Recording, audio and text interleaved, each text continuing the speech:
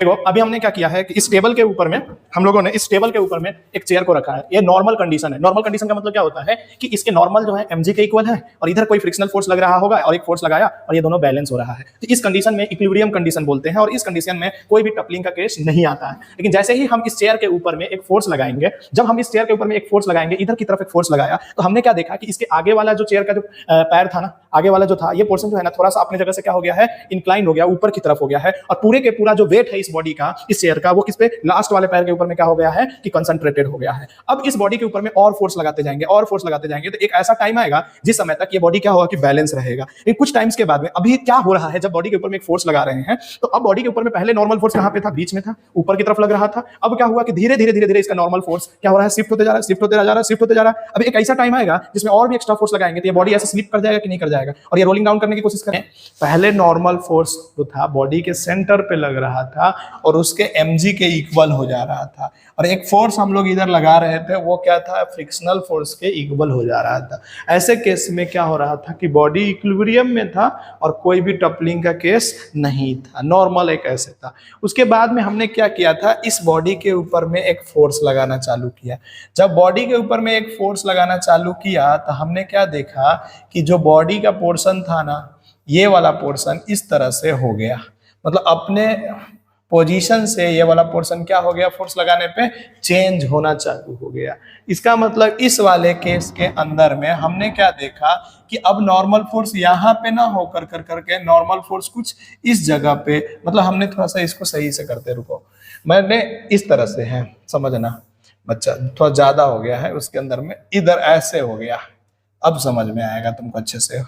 इस तरह से जब हमने फोर्स लगाया, यहाँ पे ऐसे फोर्स लगाया, ये क्या हो गया कि इस बॉडी का ये वाला पोर्शन जो है ऊपर की तरफ उठ गया कि नहीं उठ गया, मतलब क्या हुआ कि नॉर्मल फोर्स अब बीच में नहीं हो कर करके कुछ इधर की तरफ क्या हो गया है, शिफ्ट कर गया है। तो ये अपने डिस्टेंस से कितना शिफ्ट कर गया है, x।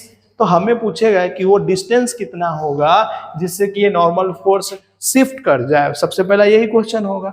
बिफोर ट्रॉपलिंग, मतलब कि ट्रॉपलिंग, अगर ये मान लेते हैं कि टपलिंग हो गया, टपलिंग का मतलब ये पूरा का पूरा ऐसे रोटेट हो गया, तो फिर टॉपलिंग का केस नहीं आएगा, फिर रोटेशनल मोशन का केस आ जाएगा कि नहीं आ जाएगा, बॉडी रोल डाउन करना चालू कर देगा कि नहीं।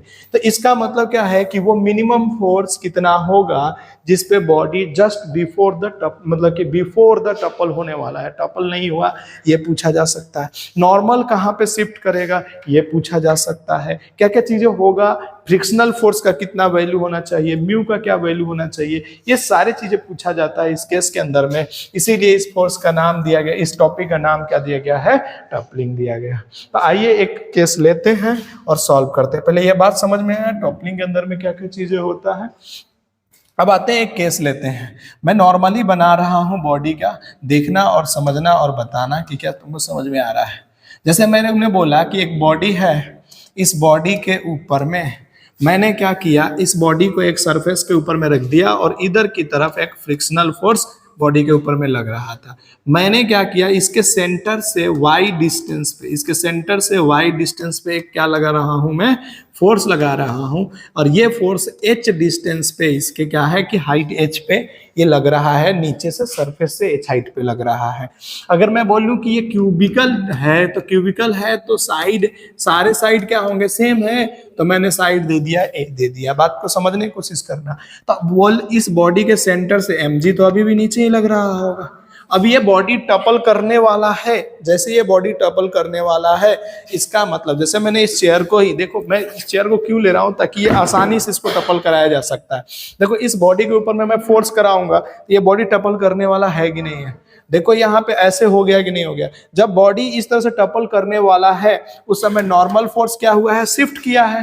तो नॉर्मल फोर्स कितना शिफ्ट किया है, तो मैंने बोला इसका नॉर्मल फोर्स कितना शिफ्ट कर गया है, मैंने बोला कि x डिस्टेंस पे इसका नॉर्मल फोर्स शिफ्ट कर गया है।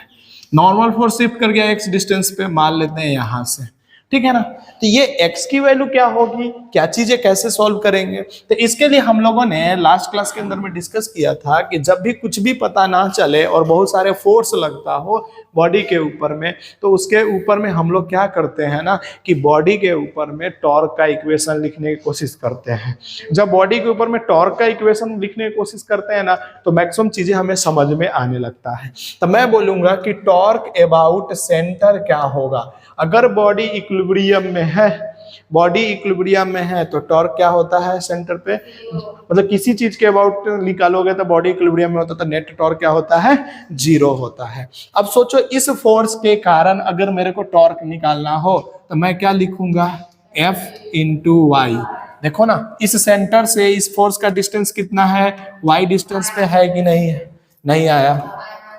अरे torque is equal to r cross f vector होता है, तो कितना है r तेरे पास में y और फोर्स कितना है तेरे पास में f। डायरेक्शन बोलो, डायरेक्शन कैसे होगा, r cross f, r vector भीतर की तरफ, भीतर की तरफ को पॉजिटिव ले ले, ठीक है। अब बताओ फ्रिक्शनल फोर्स के कारण टॉर्क बताओ, तो फ्रिक्शनल फोर्स कहाँ, इस सेंटर से कितने डिस्टेंस पे है सर, a/2 डिस्टेंस पे है कि नहीं है। जब a/2 डिस्टेंस पे है तो भीतर की तरफ ये भी लगेगा, इसका मतलब प्लस हो जाएगा f इंटू में a/, नहीं आया समझ में। इसका मतलब हमने क्या चेक किया, फ्रिक्शनल फोर्स के कारण टॉर्क और सिंपल जो हमने फोर्स लगाया था उसके कारण टॉर्क, वो दोनों सेम डायरेक्शन में था। अच्छा माइनस में क्या करेंगे, अब इस नॉर्मल फोर्स के कारण टॉर्क, तो नॉर्मल इससे कितना डिस्टेंस पे है बोलो, x डिस्टेंस पे, और r क्रॉस f मतलब r क्रॉस f मतलब किधर की तरफ गया, बाहर की तरफ। तो बाहर की तरफ को क्या लिखते हैं, तो n इंटू एक्स लिख देंगे कि नहीं लिखेंगे। अब सोच के बताओ f इंटू वाई प्लस में f इंटू में a/2 is equal to n into x लिखेंगे कि नहीं लिखेंगे, लिख डालेंगे कि नहीं लिख डालेंगे। अब सोच नॉर्मल फोर्स तो अभी भी mg के बराबर ही है, क्या बॉडी इक्विलिब्रियम में है ना। अरे बॉडी इक्विलिब्रियम में है और कांटेक्ट में है, तो नॉर्मल फोर्स तो mg के बराबर ही होने वाला है ना, नहीं आया समझ में। तो इसका मतलब हम f इंटू वाई प्लस में f into a/2 is equal to mg into x लिख सकते हैं कि नहीं लिख सकते हैं। अब सोच अगर बॉडी मोशन में नहीं है, बॉडी अगर मोशन में नहीं है तो याद कर हमने फ्रिक्शनल फोर्स के अंदर में पढ़ाया था कि कोई भी बॉडी अगर मोशन में नहीं होता है तो फ्रिक्शनल फोर्स जस्ट किसके बराबर हो जाता है, बोलो ना, फोर्स के बराबर हो जाता है कि नहीं हो जाता है। अरे जो अप्लाइड अगर बॉडी जो है, हमने बताया था कि frictional force self adjusting in nature होता है, तो जितना अगर बॉडी रोटेट नहीं कर रहा है या बॉडी अभी मतलब कि टपल करने से पहले की बात कर रहे हैं, बॉडी टपल कर जाएगा उसके बाद रोटेट कर गया, तो नहीं, टपल करने से पहले अगर मैं बात करूं तो बॉडी कैसा है सोच के बताओ। तो बॉडी हमारे पास में क्या होगा कि अगर बॉडी के ऊपर में फ्रिक्शनल फोर्स लग रहा है तो वो किसको एडजस्ट कर लेगा, फोर्स के बराबर एडजस्ट कर लेगा कि नहीं कर लेगा। हर केस में होगा या हमेशा होगा, हर केस में नहीं होगा। अगर बॉडी टॉपल कर जाएगा तब ऐसा नहीं होगा। अगर ऐसा होता है तो हम लोग यहाँ पे लिख सकते हैं, अच्छा y की वैल्यू सोच के देख तुम, अगर मैं h के फॉर्म में लिखूं तो h के फॉर्म में देखना बहुत सारी चीजें यहाँ पे मैंने बता दिया है, तो कंफ्यूज मत होने का, समझने की कोशिश करने का। अगर मैंने यहाँ पे क्या करा समझना, अगर मैंने यहाँ पे क्या करा कि बात को समझने की कोशिश करो। देखो इधर अगर मैंने क्या किया कि अगर मेरे को ये h हाइट निकालना है तो h हाइट, तो ये y की वैल्यू क्या होगी पहले बताओ, h के फॉर्म में y की वैल्यू कितना होगी, तो सर h माइनस, नहीं समझ में आया, h में से a/2 घटा देंगे तो ये वाला लेंथ नहीं आ जाएगा, नहीं आया समझ में। तो इसका मतलब हम पहली बात तो देखो n बराबर mg लिख दिया हम लोगों ने, क्योंकि बॉडी अभी कांटेक्ट में था और n जो होता है नॉर्मल फोर्स हमेशा mg के बराबर होता है। फ्रिक्शनल फोर्स सेल्फ एडजस्ट कर करके फोर्स के बराबर कर लेगा अपने आप को। बात यहाँ तक समझ में आया क्या। अब सोचो तो यहाँ पे मैं लिखूंगा f का मतलब कौन सा फोर्स लिख रहा हूँ, फ्रिक्शनल फोर्स, और इधर क्या y के जगह पे लिखूं क्या, h माइनस a/2 लिखूं कि नहीं लिखूं। अच्छा इसी तरह से प्लस यहाँ पे लिखूंगा कि f into a/2 is equal to क्या लिखूंगा मैं, mgx लिखूंगा कि नहीं लिखूंगा।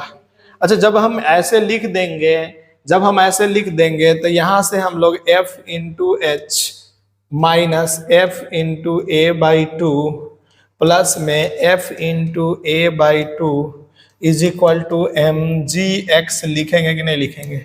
ये कैंसिल आउट हो जाएगा कि नहीं हो जाएगा? तो यहां से हमारे पास में f into h is equal to m g x आएगा कि नहीं आएगा? यहां से हम x इज इक्वल टू क्या लिख सकते हैं? एफ इंटू एच बाई में क्या लिख सकते हैं? एम जी लिख सकते हैं कि नहीं लिख सकते हैं? एफ किसके बराबर है? फ्रिक्शनल फोर्स, मतलब अप्लाइड फोर्स के बराबर है। तो x इज इक्वल टू क्या लिखेंगे? एफ एच बटा में एम जी भी लिख सकते हैं कि नहीं लिख सकते हैं? अब सोच x की मैक्सिमम वैल्यू कितना हो सकती है, सोच के बताओ। x की मैक्सिमम वैल्यू कितना हो सकती है? नॉर्मल फोर्स हमेशा बॉडी के ऊपर में लगता है, इसका मतलब यहां से यहां तक का डिस्टेंस जितना होगा उससे ज्यादा तो x की वैल्यू हो नहीं सकती है। अब पूरा साइड कितना है इसका? a, इसका मतलब a/2 से ज्यादा हो सकता है क्या? इसका मतलब हम क्या बोल सकते हैं? x must be less then is equal, पहले तो यहां तक समझ में आया ना? मैं इसी के आगे की मैक्सिमम वैल्यू कितना हो सकती है, तो तुम सोचो x की मैक्सिमम वैल्यू नॉर्मल कितना शिफ्ट हो सकता है? a/2, क्योंकि इससे ज्यादा तो नॉर्मल शिफ्ट हो ही नहीं सकता ना।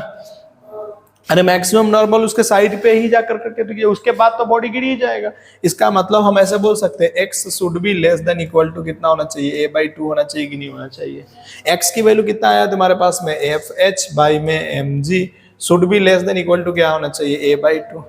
अब देखो तो यहाँ से f की value less than equal to कितना लिखोगे? जल्दी से बताओ, जल्दी से। एम जी ए बाई में 2h। एग्जाम के अंदर में x कुछ नहीं दिया रहता, अगर x बोले तो निकालेंगे, नहीं दिया तो नहीं निकालेंगे, ठीक है? तो f should be less than कितना होना चाहिए था? एम जी ए बाई में 2h के बराबर होना चाहिए था। आया समझ में यहाँ तक? क्या कोई तकलीफ है बताओ? नहीं है। अब इसी तरह से अगर इसी केस के अंदर में अगर मैं frictional force is less than equal to भी क्या होना चाहिए? एम जी a/2h होना चाहिए कि नहीं होना चाहिए? सोच के देखो, फ्रिक्शनल फोर्स किसके बराबर होता है? बोलो, mu m g must be less than कितना होना चाहिए? बोलो, एम जी a/2h। तुम यहाँ से चेक करोगे तो ये एम जी कट जाएगा, तो म्यू की मैक्सिमम वैल्यू कितना होगा? a/2h, और उससे छोटा होना चाहिए कि नहीं होना चाहिए? अगर प्रिवेंशन है, अगर टॉपलिंग नहीं हो तो म्यू कितना होना चाहिए? मतलब इस सरफेस का कोफिशिएंट ऑफ म्यू कितना होना चाहिए? तो should be less then a/2h होना चाहिए। बात समझ में आया कि नहीं आया? ये सारे जो केसेस अभी हम लोगों ने डिस्कस किया था, इसको हम लोग बोलते हैं हॉरिजॉन्टल टॉपलिंग बोलते हैं। कोई डाउट है यहाँ तक में? नहीं है। तो क्या हम लोग एक छोटा सा क्वेश्चन ले और उसके बाद में आगे बढ़े क्या? नेक्स्ट इंक्लाइंड प्लेन पे टॉपलिंग करा लेते हैं ना 15 मिनट के अंदर में। तो हमारे पास में नेक्स्ट टॉपिक है, पहले क्वेश्चन लिख लो, उसके बाद में एक क्वेश्चन करो। अच्छा क्वेश्चन दे रहा हूं मैं, करो। एक क्वेश्चन है कि एक ब्लॉक है, उसका साइड जो है 4 मीटर है। लिखो, एक ब्लॉक है जिसका साइड जो है 4 मीटर है, 4 मीटर है। एक फोर्स लगाया जा रहा है यहाँ पे 40 न्यूटन का, जो यहाँ से कितने मीटर पे है? हमारे पास में दिया हुआ है 1.5 मीटर डिस्टेंस पे है, ठीक है ना? इसके सेंटर से वो कितने डिस्टेंस पे है? 1.5 मीटर डिस्टेंस पे है। मास इसका दिया हुआ है 10 kg। मास कितना दिया हुआ है? 10 kg। म्यू की वैल्यू दिया हुआ है 0.2। तो क्या ये टपल होगा? अगर होगा, पहले बात तो होगा कि नहीं होगा ये बताना है। दूसरी बात ये बताना है कि अगर टपल हो जाएगा तो नॉर्मल कितना शिफ्ट होगा, मतलब टपल नहीं होगा तो नॉर्मल कितना शिफ्ट होगा, ये बताना। जल्दी से बताओ, फटाफट, जल्दी से करो, फटाफट कर दो। क्या करेंगे सोचो। सर पहले तो फ्रिक्शनल फोर्स की वैल्यू बताओ। तो फ्रिक्शनल फोर्स किसके बराबर होता है? नीचे क्या लग रहा होगा सर इसके ऊपर में? mg 10 kg का है तो कितना लगेगा? 100 न्यूटन। तो फ्रिक्शनल फोर्स किसके बराबर हो जाएगा? बोलो, म्यू इंटू एन के बराबर हो जाएगा कि नहीं हो जाएगा? 0.2 इंटू में कितना करेंगे? 100। इसका मतलब कितना आ गया? 20 न्यूटन। अच्छा, फ्रिक्शनल फोर्स 20 न्यूटन आया, तूने फोर्स कितना लगाया इसके ऊपर में? 40। इसका जीरो कितना आया है? ठीक है, देखते हैं। तो तूने 40 न्यूटन इसके ऊपर में लगाया है और फ्रिक्शनल फोर्स तेरा कितना आया है? 20 न्यूटन। दैट मीन्स क्या हुआ कि 40 न्यूटन जो है 20 न्यूटन से ज्यादा है। इसका मतलब टपलिंग का केस आने वाला है। अब मैं मानता हूं कि टपलिंग होगा, तो इसका मतलब क्या हुआ कि नॉर्मल फोर्स कहीं n कहीं पे x डिस्टेंस पे चला गया होगा। समझ में आ रहा है क्या? अब सोच, इसके कारण टॉर्क लिखना है, तो इसके कारण टॉर्क क्या लिखेगा तुम लोग बताओ? 40 मल्टीप्लाई, बोलो 1.5, और फ्रिक्शन वाला जोड़ते हैं तो 20 मल्टीप्लाई कितना लिखेंगे? सोच के देखो, 2। अरे साइड कितना है तेरे पास में 4 ना, तो उसका आधा करेगा ना 2 इज इक्वल टू, बोल नॉर्मल क्या लिखेगा mg आई इंटू में x लिखेगा कि नहीं लिखेगा? बोल इधर कितना आ जाएगा 15 चुका 60 यानी कितना आ जाएगा 60 प्लस में इधर बोल जल्दी से कितना आ जाएगा 40 is equal to 100 into x आ जाएगा कि नहीं आ जाएगा? तुम देखेगा तो यहाँ से 100 is equal to 100 into x आए। फार्मूला में कभी भी पुट करने की कोशिश मत करना, नहीं तो गड़बड़ हो जाएगा। एक्स की वैल्यू क्या इसके 4 मीटर है, यानी कि एक्स यहाँ से यहाँ तक की वैल्यू कितना है तेरे पास में 2 मीटर, और ये एक्स की वैल्यू कितना है तेरा 1 मीटर। इसका मतलब सही है, टपलिंग से ये प्रिवेंट हो जाएगा कि नहीं, बॉडी में कुछ भी नहीं कर पाएगा गाड़ी। अरे नहीं आया समझ में, नींद आ रहा, पांडु तो मुंह देख रहा है पहले। भाई मैं मानता हूँ जाना है, लेकिन इसका मतलब ये थोड़ी नहीं पढ़ेंगे, 11 बर्बाद करके थोड़ी जाएंगे। जल्दी करो, कोई दिक्कत तो नहीं ना? क्या दिक्कत है बोलना, है क्या प्रॉब्लम, नहीं समझ में आ रहा है क्या? नींद आ रहा तो बता, नींदे आ रहा है ना, जा तो फिर सो ले। ऐसे सुबह तो पढ़ाई दिए थे, सोना है तो सो सकता है। समझ में आया क्या तुम लोगों को? आया क्या थोड़ा बहुत भी? चल आजा नेक्स्ट करते हैं। सोना जाना है तो क्या कर सकते हैं, चलो आजा। देखो इधर नेक्स्ट हमारे पास में एक और क्वेश्चन है। हमारे पास में अच्छा क्वेश्चन दे रहा हूं मैं जान से, ताकि 0.5 न्यूटन 5 है, इधर तुम लगा रहे हो 20 न्यूटन, ठीक है ना, और अब 20 न्यूटन लगाया तूने, ठीक है ना। इसकी साइड जो है वो है 2 मीटर, 2 मीटर। मास जो है इसका 10 kg। Tell me about how much distance will be the shift if, ये डिस्टेंस दिया हुआ है तेरा, पहले ही से दिया हुआ है। ये 0.5 metre from the 0.5 metre from the centre है, तो कितना जाएगा ऊपर, ये पूछ रहा है तेरे विषय। बोल क्या करेंगे सर, टपलिंग का केस है, इसका मतलब फ्रिक्शनल फोर्स पीछे लगने वाला है। बोल फ्रिक्शनल फोर्स की वैल्यू कितना होगी, 0.5 इंटू 100 कितना आ जाएगा 50 न्यूटन। क्या 50 न्यूटन ही सर्वाइव कर पाएगा क्या फ्रिक्शनल फोर्स? नहीं कर पाएगा, क्योंकि बॉडी के ऊपर में तो 20 न्यूटन ही फोर्स लगा रहा है, और क्या होता है frictional force self adjusting in nature होता है। इसका मतलब ये जो 50 न्यूटन आया ये हमारे लिए काम का नहीं है। हमारे लिए कितना आएगा, हमारे लिए कितना हो जाएगा 20 न्यूटन ही डेवलप कर लेगा कि नहीं कर लेगा। अब सोच कि इसका साइड है तो ऊपर कितना होगा 1 मीटर, तो हम क्या लिखेंगे 20 मल्टीप्लाई इस फोर्स के 0.5, ठीक है ना, समझ में आया क्या, प्लस ये इसका फ्रिक्शनल फोर्स का बोल जल्दी से 20 मल्टीप्लाई 1 हो जाएगा कि नहीं हो जाएगा? अरे बच्चा समझ में आया क्या? इज इक्वल टू क्या लिखेंगे n इंटू में x, तो बोल इधर कितना हो जाएगा 0.5 यानी कि 10 आ जाएगा क्या, ये 10 plus 20 is equal to 100 into x. तुम यहाँ से देखेगा 30 बाई में 100 तक कट्टिस खेलेगा, तो x की वैल्यू जो आएगा वो 0.3 मीटर इज इक्वल टू क्या आ जाएगा x आ जाएगा। 0.3 metre is equal to x आ जाएगा। समझ में आया? थोड़ा बहुत आया तो बोले यस, नहीं आया तो भी बोले यस। आया क्या? तो हमें फ्रिक्शनल फोर्स का भी देखना पड़ेगा, ध्यान में रखना पड़ेगा कि फ्रिक्शनल फोर्स का कितना आएगा। समझ में आ रहा है तो बोलना, जल्दी जल्दी कर, फिर हम और देते हैं। बोलो क्या कोई प्रॉब्लम है तो बताओ। हाँ म्यू 0.2 क्यों लगेगा? म्यू तो 0.5 ही रहेगा ना। फ्रिक्शनल फोर्स सेल्फ एडजस्टिंग होता है, इसलिए फोर्स के अनुसार एडजस्ट कर जाएगा। 0.2 से क्या मतलब है, वो अपने आप को एडजस्ट करेगा ना। जल्दी जल्दी करो, ठीक है। चले आगे बात करें। छींक आ रहा है इसलिए तुम्हारे ऊपर में एक शायरी मैंने देख रखा है, मैं बताता हूँ कि जो मेहनत पे भरोसा करते हैं वो किस्मत की बात कभी नहीं करते हैं, ठीक है ना। वाह तो करो यार, गजब बेइज्जती।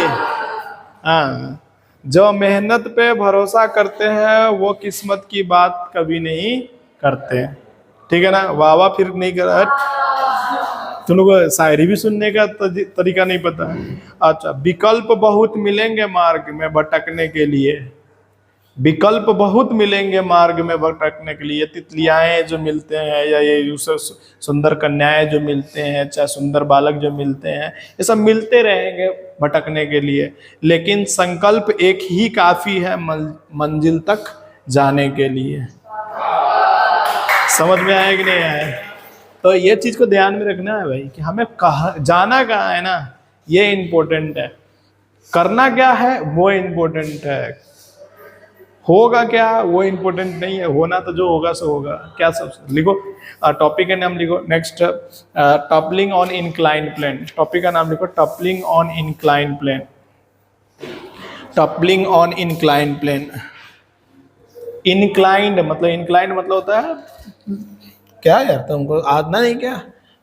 इंक्लाइंड प्लेन, देखो इधर ऐसे वाला plane, toppling on the incline plane. जब बात करते हैं हम लोग toppling on the incline plane के ऊपर में, तो हमने पहले भी सीख रखा, अगर कोई ऑब्जेक्ट एम मास का हो, इधर क्या लगता है बच्चा, एम जी साइन थीटा, और इधर क्या लगता है, एम जी कॉस थीटा। ऊपर क्या लगेगा, नॉर्मल। अच्छा, ये बीचों बीच में लगता है ऑब्जेक्ट का, ठीक है ना। लेकिन अब हम लोग टपलिंग का केस खेल रहे हैं, डायरेक्ट मैं लिखूँ क्या, frictional force into h is equal to, बोलो जल्दी से, इसकी किसके बराबर हो जाएगा ये, बोलो ना। Frictional force is equal to f by h is equal to किसके बराबर हो जाएगा, एन एक्स के बराबर हो जाएगा। तो एन इधर मान लेते हैं कि एक्स यहाँ से डिस्टेंस, तो क्या हो जाएगा यहाँ पे एन एक्स हो जाएगा। एम की वैल्यू कितना होती है, कोई बता सकता है क्या इस केस में? एम की वैल्यू कितना होगी, m g cos theta into x हो जाएगा कि नहीं हो जाएगा? क्या एक्स की वैल्यू नहीं निकाल लोगे? एक्स की वैल्यू कितना हो जाएगा, एफ इंटू में, बोलो ना, अरे बोलो ना, फ्रिक्शनल फोर्स इंटू में एच बाई में कितना हो जाएगा, बोलो, एम जी कॉस थीटा। मैं बोल रहा हूँ कि एक फोर्स एफ यहाँ पे लग रहा है, इसके ऊपर में कितने डिस्टेंस पे लग रहा है, ये एच हाइट पे लग रहा है।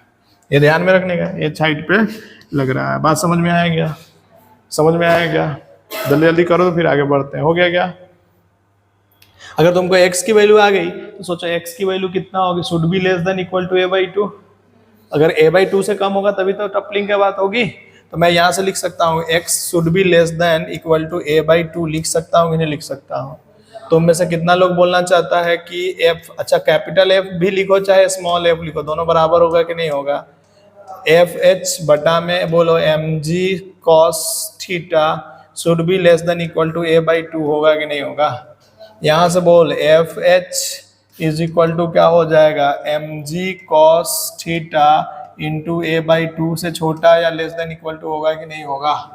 किसी को पता है क्या फ्रिक्शनल फोर्स की वैल्यू कितना होगी? कोई बता सकता है?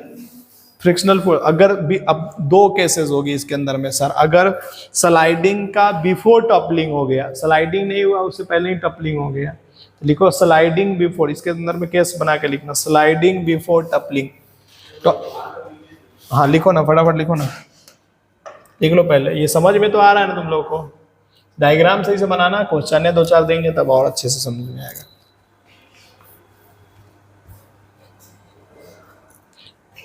एडवांस की क्वेश्चन आज लेनी थी लेकिन शायद लाइट कटने के कारण हम लोग पूरा गड़बड़ कर दिए हैं, ठीक है ना? हाँ ठीक है। देखो स्लाइडिंग बिफोर टपलिंग, टॉपिक का नाम डालो ना, स्लाइडिंग बिफोर टपलिंग। अगर स्लाइडिंग बिफोर टपलिंग होता है तो हम लोग क्या बोलेंगे, एम जी साइन थीटा या कॉस थीटा, बोलो एम जी साइन थीटा क्या होना चाहिए, ग्रेटर होना चाहिए।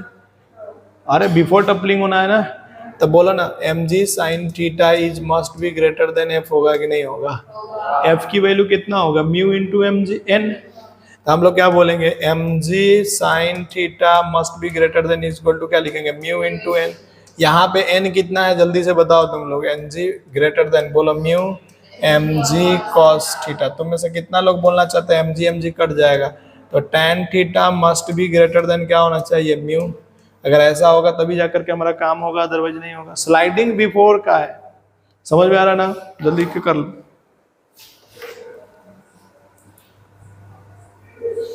अगर टपलिंग से पहले स्लाइडिंग का ये कहानी है, बात समझ में आ रहा है कि नहीं आ रहा है? अब सुनो, अगर मान लेते हैं टैन थीटा की वैल्यू, सुनो इधर, टैन थीटा की value greater than equal to mu हो जाए तो बॉडी रुकेगा या स्लाइड कर जाएगा? बोलो ना, बॉडी रुकेगा या स्लाइड कर जाएगा? तो लिख लेना इसके अंदर में, ब्लॉक इज, इसके अंदर में स्लाइड, इसके अंदर में क्या लिखेंगे, लिखना block is at rest, block is at rest when theta is tan theta is अब ब्लॉक, ये तो हो गया, समझ में आ रहा है ना। अब रेस्ट की बात कर रहे हैं, तो tan theta must be less than equal to क्या होना चाहिए, म्यू। कहीं ग्रेटर देन पे तो स्लाइडिंग हो गया ना, less than equal to mu. tan theta is less than equal to mu. अरे नहीं आया समझ में। नेक्स्ट लिखो, when frictional force is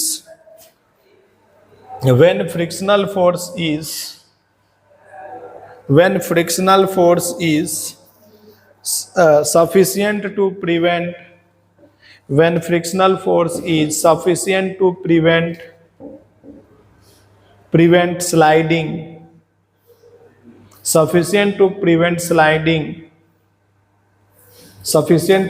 sliding, then normal force is shifted. Then normal force is shifted.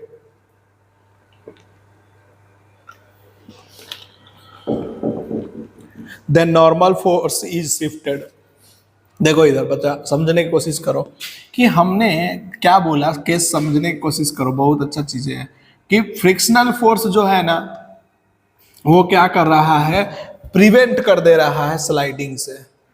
इसका मतलब फ्रिक्शनल फोर्स पक्का mg sin theta के बराबर होगा कि नहीं होगा, यानी कि फ्रिक्शनल फोर्स, देखो इधर थीटा एंगल है क्या, तो frictional force must be equal to क्या हो जाएगा, mg sin थीटा। बोलेंगे या नहीं बोलेंगे? अरे बोलेंगे कि नहीं बोलेंगे? अरे बोलेंगे कि नहीं? बोलना पड़ता है ना, तुम लोग बोलते कहाँ हो। अब सोच, मैंने बोला f इंटू में h/2 इज इक्वल टू, अभी लिखा है mg cos theta into x, लिखा था कि नहीं लिखा था? अरे लिखा था कि नहीं लिखा था? तो f की वैल्यू कितना लिख देते हैं, mg sin theta into h/2 must be equal to क्या होना चाहिए, यहां से कुछ कटने वाला है क्या, tan थीटा इंटू h/2, यही किसके बराबर हो जाएगा, हो जाएगा कि कितना शिफ्ट करेगा वो भी निकाल लोगे क्या? h कहाँ से हाइट मेजर करोगे, बोलो। नीचे से h हाइट पे फोर्स लग रहा था, वही था ना, कर दो फटाफट कर दो।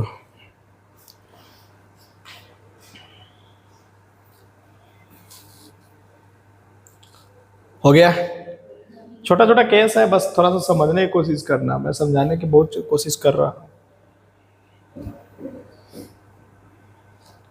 ये सब केस समझ में आ रहा है ना, कब स्लाइड कर जाएगा, कब स्लाइड नहीं करेगा, कब रेस्ट में होगा, ये सब समझ में आ रहा है। tan थीटा की value less than equal to mu होगा तो रेस्ट में होगा, tan थीटा की वैल्यू ग्रेटर देन म्यू हो जाएगा तो क्या हो जाएगा, स्लाइड कर जाएगा। इसके बाद में हम लोगों ने डिस्कस किया कि अगर f h/2 इज equal to mg cos theta into x है, तो f अगर स्लाइड नहीं कर रहा है, ब्लॉके नहीं स्लाइड कर रहा है, इसका मतलब फ्रिक्शनल फोर्स पक्का किसके बैलेंस करके बैठा हुआ है, फ्रिक्शनल फोर्स किसको बैलेंस करके बैठा हुआ है, mg sin थीटा को बैलेंस करके बैठा हुआ है। बात समझ में आ रहा है कि नहीं आ रहा? जब mg sin थीटा को बैलेंस करके बैठा हुआ है तो tan थीटा इंटू में h/2 इज इक्वल टू क्या हो जाएगा, x आ जाएगा कि नहीं आ जाएगा? अरे आ जाएगा कि नहीं आ जाएगा? अब तुम में से कितना लोग बोलना चाहता है x should be less than equal to क्या होना चाहिए, a/2। इसका मतलब tan थीटा इंटू में h/2 भी किसके बराबर लेस देन होना चाहिए, a/2 होना चाहिए कि नहीं? 2 से 2 कट जाएगा, तो यहाँ से हम लोग लिख सकते हैं tan theta must be less than equal to क्या होना चाहिए, a/h। ये भी ध्यान में रखना, ये सब कंडीशन है। किसका कंडीशन है बताओ, कि अगर मैक्सिमम स्लाइडिंग होगा तो tan थीटा की वैल्यू कितना होगी, तो साइड दिया रहेगा, हाइट दिया रहेगा, तो तुम कर लोगे कि नहीं कर लोगे? जल्दी से करो। समझ में आ गया तो बताओ, यस से नहीं समझ में आया तो बताओ फिर। तो यहीं पे हमारा टपलिंग का all cases are the completed, यहाँ पे हमारा सारा केसेस जो होता है खत्म हो जाता है टपलिंग का, और यहीं पे आपका सिलेबस जो होता है रोटेशन मोशन खत्म हो जाता है। रोटेशन मोशन में बहुत सारी चीजें थे, बहुत सारी चीजें पढ़े, टॉर्क पढ़े थे, ये सारी चीजें पढ़े थे, ठीक है ना। बंद कर दीजिए उनको और